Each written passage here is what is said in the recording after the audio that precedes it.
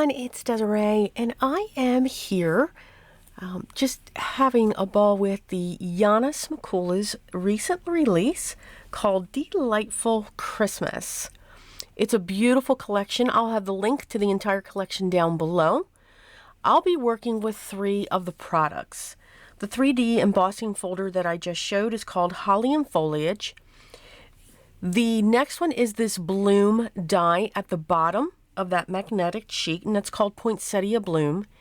And then these sentiments and then the dies above the bloom match the sentiments, of course. They're coordinating, and they're called A Merry Little Christmas Sentiments, and it's in that absolutely beautiful font, and it's a mix of a script and a block letter, which I really enjoy.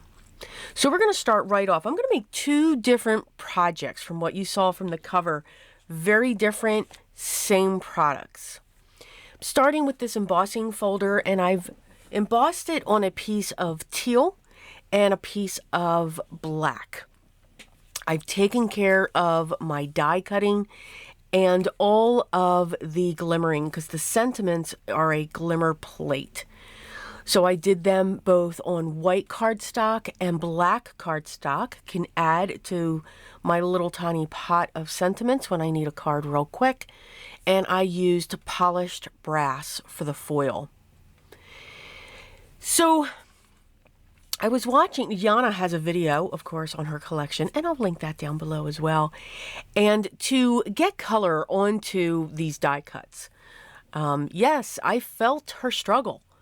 So I'm using a brush, and I'm first manipulating it like I would a sponge dauber on the edge, and then I'm coming up off of that and blending it up. I want to keep the main die cut, the frame of that flower there, that's below my hands. I want to keep that because I want to put the pieces back in so that I can see what it looks like. Does one have too much ink on it? Do the other ones need? I just wanted to make sure that there was balance in there, and plus this will help me know where they go in the actual piece. From the frames, that main base portion, you can see on the left I've done it in a gold glitter cardstock, and it's 2 different shades. One's like a champagne and the other is like a gold because I dug into my scraps. And then the one on the right that you see up there, it's in that, it's a close teal color to the cardstock that I used to emboss. The first project that we're going to completely complete, if that makes sense, these are technical terms here, okay, is the card, and that's in the teal, and added a pink flower to it. So very non-traditional Christmas colors, but for me, any color can become a holiday or a Christmas color for your card making, your paper creations. That's the beauty of all of this, because we have so many choices. If you are that traditionalist of red, green, white, gold, black, I'm right there with you as well. You can see I'm doing 2 of the same poinsettias, and then I have the one up top. So I'm still just adding that ink. The ink that I'm using is the Simon Says Stamp Positively inks. This is mocha. So yes, I added a brown to the red poinsettia. I know, not vintage photo, but don't worry, it makes an appearance. And when I was watching Yana's video, revelation, use colored cardstock when you want to add depth to a flower and you're adding that shading color. Yeah, I'm sure I've done it before, but wow, it's a great video. Again, I'll have it linked down below. You know, sometimes our creativity is just absolutely comical and makes us laugh. There was a lot of laughing going on today. The color that I'm using from my Simon Says Positively inks is cherry. And again, using this blending brush like a sponge dauber along the bottom edge of the petal. And then once I have it there, what's left over on the brush, I'm just coming up and just scrubbing back and forth to give that blend. One shade of ink. If you want to add more, you certainly can to get even more depth. But yeah, total revelation. So very much inspired when it comes to the poinsettias by Yana Smakula. So thank you. Again, putting those pieces back, I just want to see how it looks, want to make sure that I've got enough color there. And yes, you see this correctly. I am tearing into this panel, and I have my card base ready. It's a grayish color. I have a piece of white cardstock that I've cut just slightly smaller than this teal. This teal's 4 inches wide, and it was 5 1/4 tall. I'm placing that down, and then we're going to fringe with the papers. We're just going to flip them up. We're going to curl some of those edges that tore, because remember, we used a 3D embossing folder, and they do go into that paper, break those fibers. So as you're tearing it, it may want to follow a certain path of the design, which could be very interesting when we try them. After I have that, the paper's curled and tattered, I do the same thing with the white. So you've got this white coming up from that teal, and there was the vintage photo. Just added a little bit of a touch to the white and around the edges of the teal cardstock. Placing that down onto our card base, we're now going to build our poinsettia. I'm going to use 2 of the cloud layers or shadow layers for this die. This die is very delicate, so use tweezers so that you can control it. And I'm just going to put glue around all of these pieces and adding dots in the smaller areas. I did make sure while I removed the petals for the flower, I did make sure to keep the center in there. And after it was die cut, I was very fortunate. The center always stayed in to that poinsettia, so I just put a little bit of glue on the back of that to make sure that I didn't lose it. And I am happy to say I did not lose one petal. I was very proud of myself.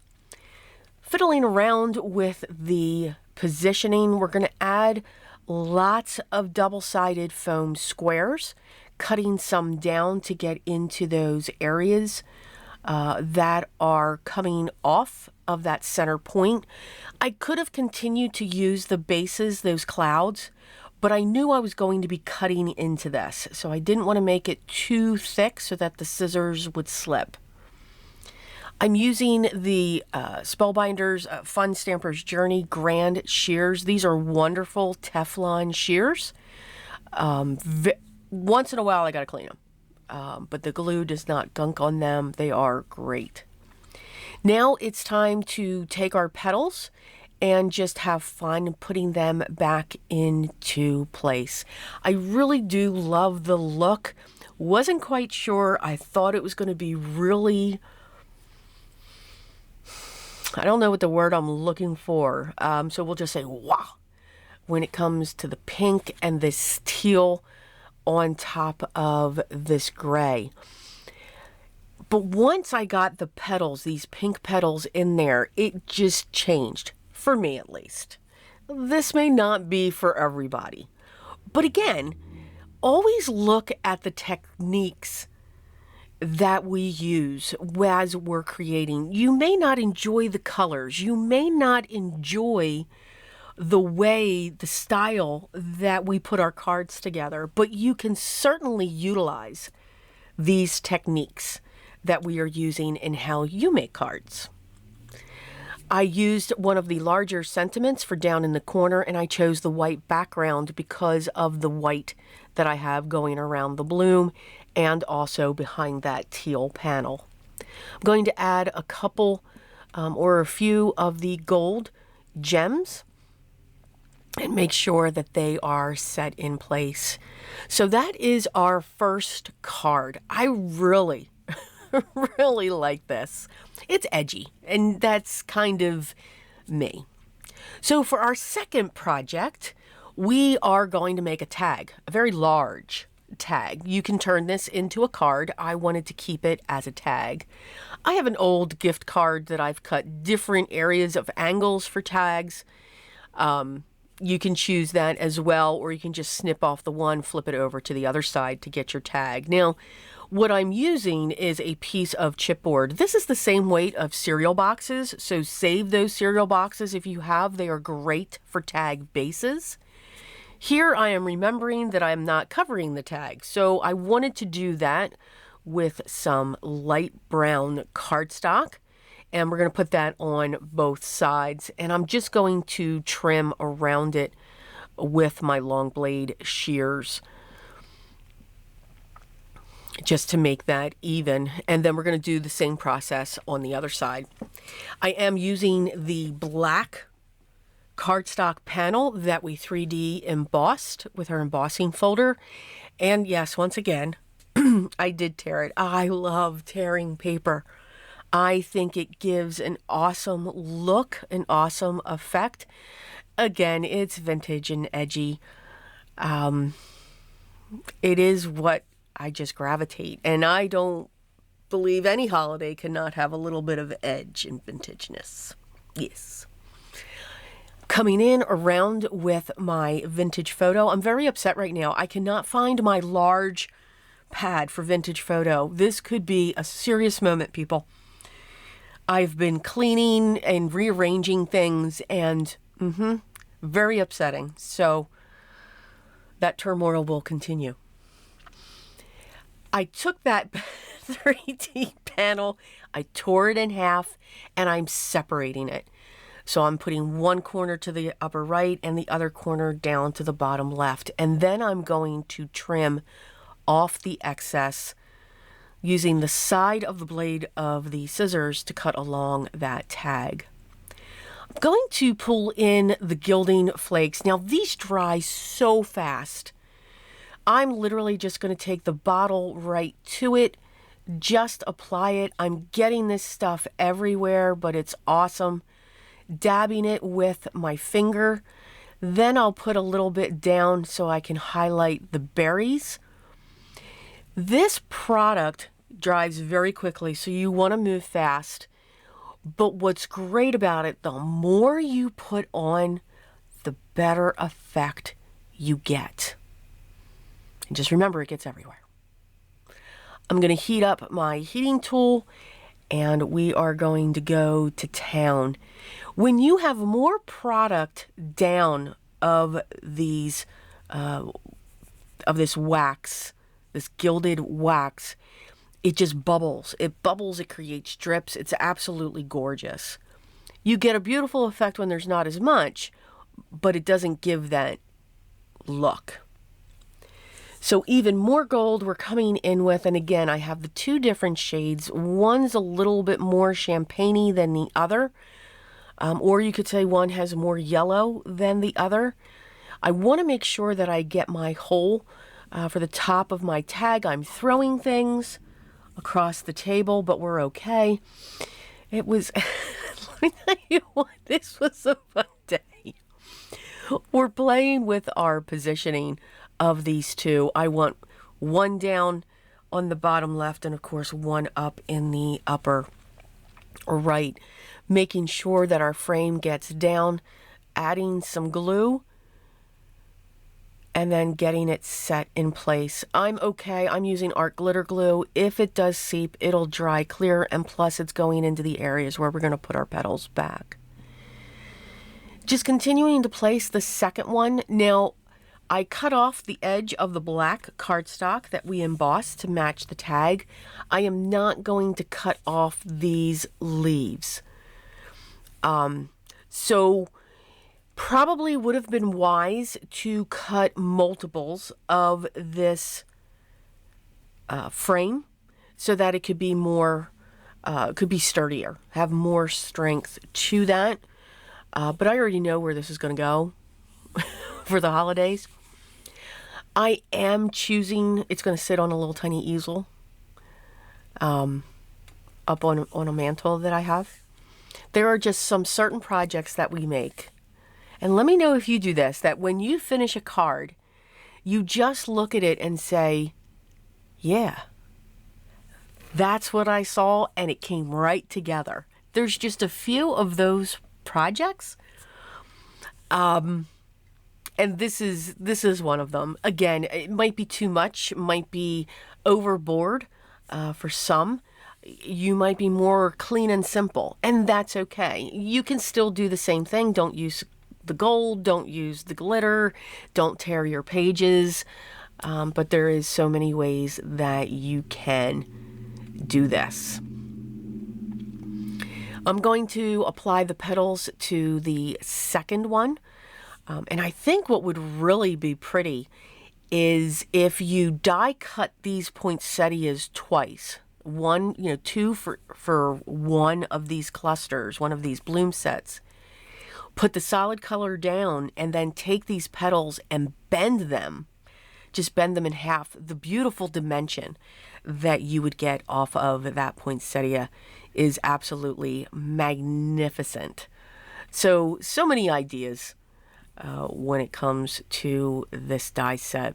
And of course, I think of all of them as I'm rewatching my video doing my voiceover.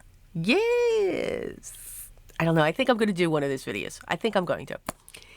I grabbed some green ribbon here. This is an organza ribbon. We've got a lot of black going on, brown and gold. It looks absolutely gorgeous. We're just going to add this snap of green right at the top. So I created a bow in record time, I might say. And we're going to create the topper. Now, I love billowy toppers. I love a lot of tassel going on up there. I like to double the ribbon, double the twine, sometimes triple it. And I'm going to feed it through that hole. I'm not worried about a hole reinforcer for this because we're using that chipboard. And we've covered it with 2 layers, 1 layer on each side of that piece of chipboard. So this is very sturdy. This is not flimsy at all. If it was a little flimsy, if it was flimsier, I would have definitely gone with multiple layers for the frame, just to put that stability on the front. Now that I have the tassel coming off, I'm going to take that bow, add a little bit of glue, and grab those tweezers, the reverse tweezers, and set that right in place, and it'll glue everything and hold it. So here is our tag, billowy at the top, and then all of these wonderful bright colors just popping off.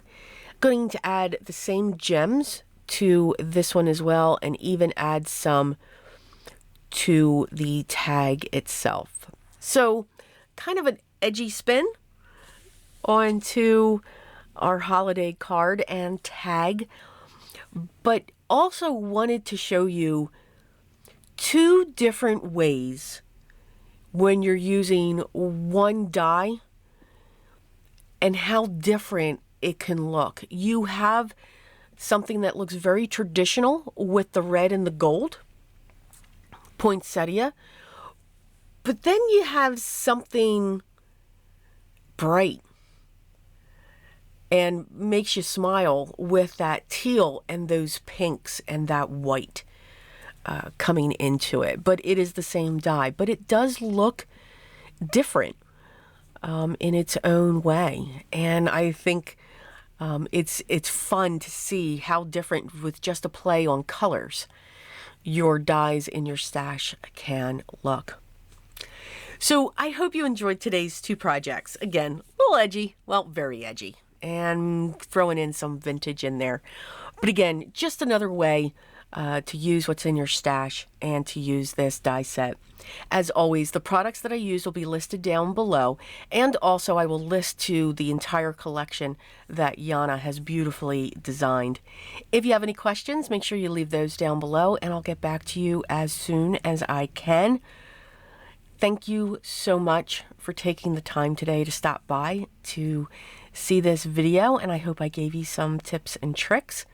If you haven't yet, I'd love for you to subscribe, hit that thumbs up, and if you want to be notified, hopefully YouTube does it, when the next video is available, make sure you hit that bell for the notifications. And you can choose some or all. Enjoy the craft and the art that you create. Have fun with it. Enjoy. I can't stress that enough. Know that it's art, but have fun with the process and watch the process go. Don't stop. Keep going with it. But remember what is still most important for me and for you guys. Always be creative. And I will talk to you in the next one. Till then.